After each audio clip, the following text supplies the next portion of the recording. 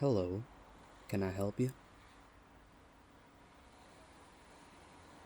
Do I have a little girl who likes to introduce herself to the neighbors? I do? Wait. For the love of... Angie, we talked about this. We've had the don't talk to strangers talk so many times now, and you're still going around the building knocking on random doors? Good Lord. You get in this apartment right this second, little lady. I'm so sorry about that. She's a great kid, but I swear she's more stubborn than a lion trying to swim after a zebra. She's used to being able to run around the big old farm, but after the divorce, we kinda had to, downsize. I don't know. I think she thinks making friends with grown adults is just akin to talking to people. She even pats them and goes, shh, shh, when they get upset. Oh, you have a kid too, huh? Well, no wonder she wanted to make friends. How old is he? 7, huh? Well, damn, or dang.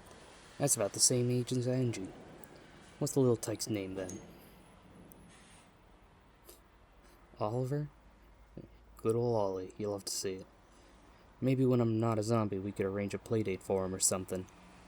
Gotta admit, I'm not as well up on how playdates work. I've been kinda falling apart. Between Angie, the divorce lawyer, and my job, I feel like a chicken that lost its head in the haystack a year ago.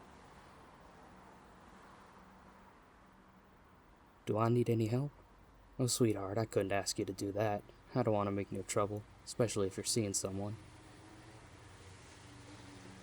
You're in the divorce party too, huh? Well, shoot. Some fella made the biggest mistake of his life, I reckon. I can tell that much. You're gorgeous. Crap, I didn't mean to. I'm running on like 2 hours of sleep. I'm sorry, darling, I swear. I'm only a disaster 90% of the time, not 100.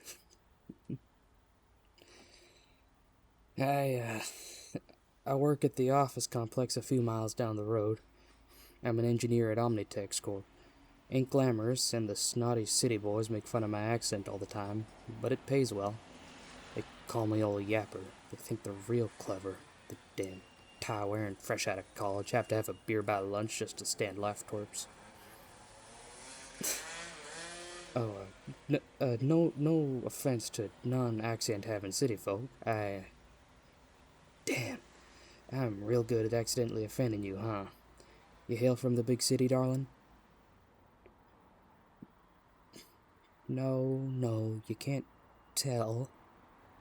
Well, you kinda can. You look like your clothes aren't 12 years old, and you have more than one interview outfit. I got the one, and I think it's still in the recesses of the box dungeon back there. You know, the city gals are usually a lot nicer, and definitely more open-minded at least, especially the older ones, but they've been marching in the corporate wasteland way before I left the farm.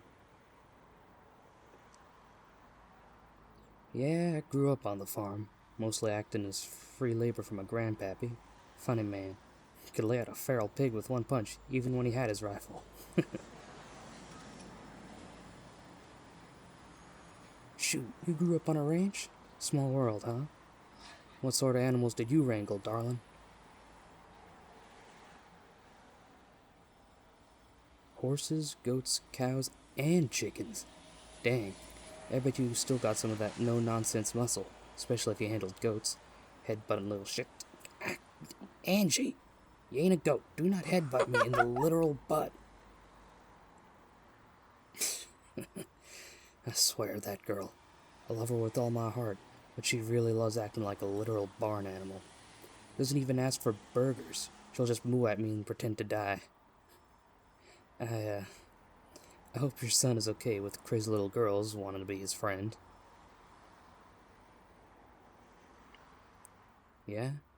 Where is the little guy?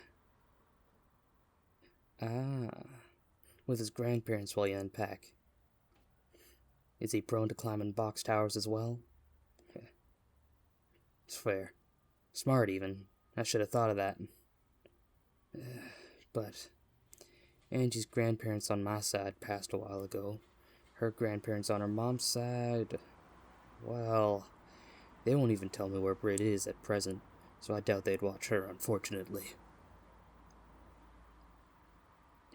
I am tired, but I gotta get my sleep where I can and make the best of it.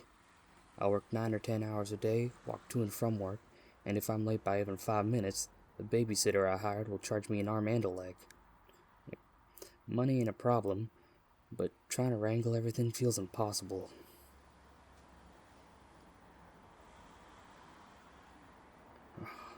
I couldn't ask you to look after her when you work from home. That ain't fair.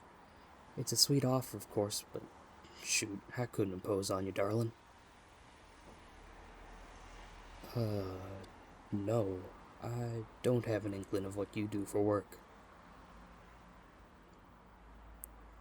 Oh, you're a judge. Well, shoot. Do I know what that means? You're judging me harshly at present?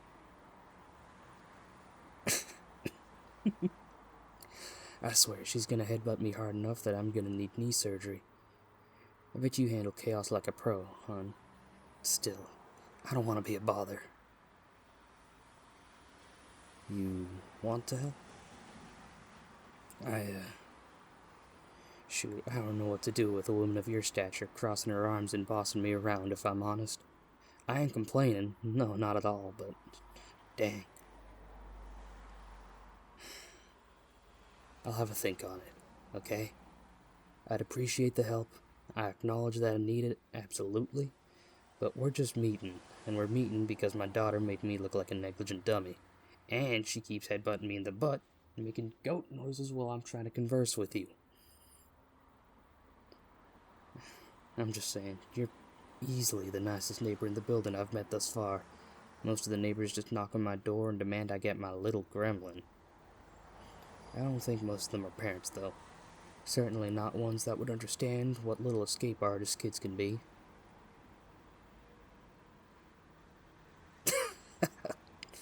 Oliver's like that too, is he? Whew. We're gonna have to be on high alert if they do have a playdate then, aren't we, darling? Otherwise, we're gonna end up on the news. The first parents of 2 7-year-olds who somehow rode a zebra or some other crazy animal out of the zoo and lived to be interviewed by some bemused news reporter. Dang. I can't resist a good home-cooked dinner, and I've largely been kept alive by canned ravioli, mac and cheese, and nuggets. You know, I liked chicken nuggets before this. Now my stomach heaves every time I smell the dang breading. I swear they stuff vegetables in there just to give the kids some nutrients, but Lord if it doesn't make those damn things damp. Well, if you want to bring over some home-cooked food, like I said, I ain't gonna say no. You're hell-bent on helping some dumb single dad, ain't ya? Yeah, I guess single parents do need to stick together, don't we? Alright, darling. I'll be around this afternoon. Just knock whenever and maybe we can eat together. I'll try to clear the kitchen table of drawings, bills, and whatever else is wound up on it. You gonna bring your little guy over? Well, I look forward to meeting him. I'm sure Angie does too. And, I'll try to have a talk with her about not headbutting guests, but sorry in advance, that's just how she likes to make friends. Yes, you're a goat, sweetheart, and a very cute one at that. You just remember this. You headbutt someone, I ain't gonna be mad at them if they try to headbutt you back. Got it? She is a cutie. I think she just knows that she can get away with a lot while I'm out of my mind tired. Ain't all her fault, though. She's just trying to cheer me up. And she feels safer playing now that her mom ain't around to yell at her or throw fits. Yep, I'll be alright. Eventually, I hope. You go on and get what you need done, darling. I'll be around whenever you and Oliver want to drop by.